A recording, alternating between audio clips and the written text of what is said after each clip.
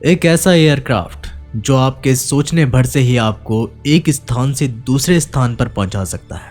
यहाँ तक कि ये अपना आकार भी छोटा बड़ा कर सकता है। यानी कि आप कितने भी लोग हो इसमें आराम से बैठ सकते हैं। इसमें बैठने की कोई कमी नहीं होगी। दोस्तों, मैं बात कर रहा हूँ रामायण काल के पुष्पक विमान की, जिसके जरिए लंकापति रावण माता सीता को हरण करके ले गया था।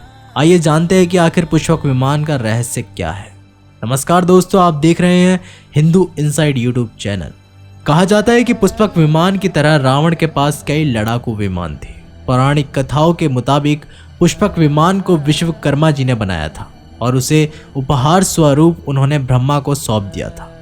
कुछ कथाओं के मुताबिक पुष्पक विमान को ब्रह्मा ने ही बनाया था। ब्रह्मा ने यह विमान कुबेर को भेंट कर दिया था। कहा जाता है कि अपने ताकत के बल पर रावण ने कुबेर से इस विमान को छीन लिया था। उसके बाद रावण अपनी इच्छा अनुसार इसका उपयोग करने लगा। पुष्पक विमान की वजह से रावण की सैन्य शक्ति में इजाफा हुआ था। क्या थी आखिर पुष्पक विमान की खासियतें? पुष्पक विमान कई खूबियों से लैस एक लड़ाकू विमान था। रामायण के सुंदर कांड में 7वें अध्याय में पुष्पक विमान के बारे में जानकारी मिलती है। पुष्पक विमान की आकृति मोर की तरह थी। ये अग्नि और वायु ऊर्जा से उड़ान भरता था। इसकी तकनीक इतनी उत्कृष्ट थी कि इसका आकार छोटा और बड़ा किया जा सकता था। कहा जाता है कि रावण अपनी पूरी सेना को लेकर इस विमान से उड़ान भर सकता था। दोस्तों, आप सोच सकते हैं कि इतनी बड़ी सेना जो आराम से उस पुष्पक विमान में बैठ सकती थी। आप अंदाजा लगा सकते हैं कि यह विमान कितना ही शक्तिशाली होगा। पुष्पक विमान अपनी चालक की इच्छा अनुसार गति पकड़ता था।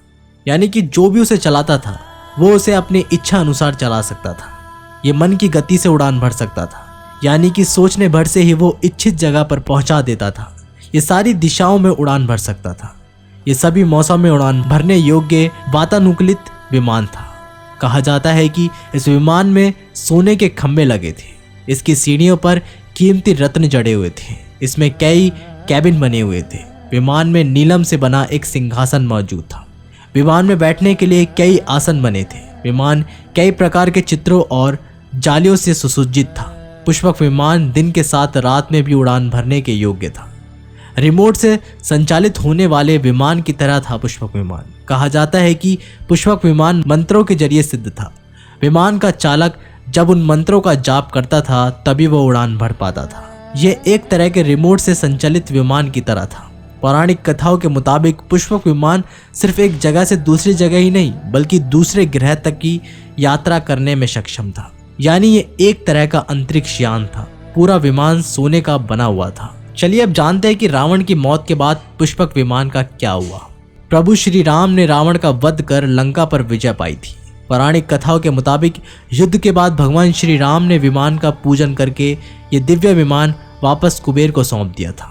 कुबेर ने पुष्पक विमान को भेंट स्वरूप श्री राम को दे दिया था, जिसके बाद इसी पुष्पक विमान से प्रभु श्री राम, माता सीता और लक्ष्मण अयोध्या पहुंचे। पुष्पक विमान को लेकर कई दूसरी पौराणिक कथाएं भी हैं, जिसमें प्राचीन काल में उन्नत तकनीक वाले विमानों के बारे में पता चलता है। स्कंद पुराण के खंड 3 अध्याय 30 में इसका उल्लेख मिलता है। कहा जाता है कि ऋषि कर्दम ने अपनी पत्नी को खुश करने के लिए एक विमान बनाया था। इस विमान के जरिए कहीं भी आया जाया जा सकता था। ऋषि कर्दम के बनाए गए विमान में भी पुष्पक विमान वाली खूबियां थी। ऋग्वेद के 36वें सूक्त में एक विमान का जिक्र मिलता है। पंडित मधुसूदन सरस्वती ने इंद्र विजय नाम के ग्रंथ में लिखा है कि ऋग्वेद में इसका जिक्र मिलता है कि प्राचीन काल में ऋषियों ने 3 पहिए वाले एक रथ का निर्माण किया था। ये रथ अंतरिक्ष में भी उड़ान भर सकता था। रामायण में मेघनाथ के भी उड़ने वाले रथ का प्रयोग करने की जानकारी मिलती है। कहा जाता है कि ईसा पूर्व 4वीं शताब्दी में महर्षि भारद्वाज ने बकायदा वैमानिकी शास्त्र लिखी थी। इसमें अंतरिक्ष में उड़ान भरने वाले विमान बनाने की जानकारी दी गई थी। कहा जाता है कि महर्षि भारद्वाज ने इस तरह से विमान बनाने की जानकारी दी थी, वो आज के विमान बनाने की तकनीक से कई गुना सुसज्जित थी। दोस्तों, आप लोगों को अगर ये वीडियो पसंद आया हो तो लाइक, शेयर और चैनल को सब्सक्राइब करके बेल आइकन को प्रेस करना मत भूलिएगा। और आपका क्या कहना है हमें कमेंट बॉक्स के माध्यम से ज़रूर बताइएगा। मैं जल्दी मिलता हूँ एक नई वीडियो के साथ। तब तक के लिए बाय, टेक केयर।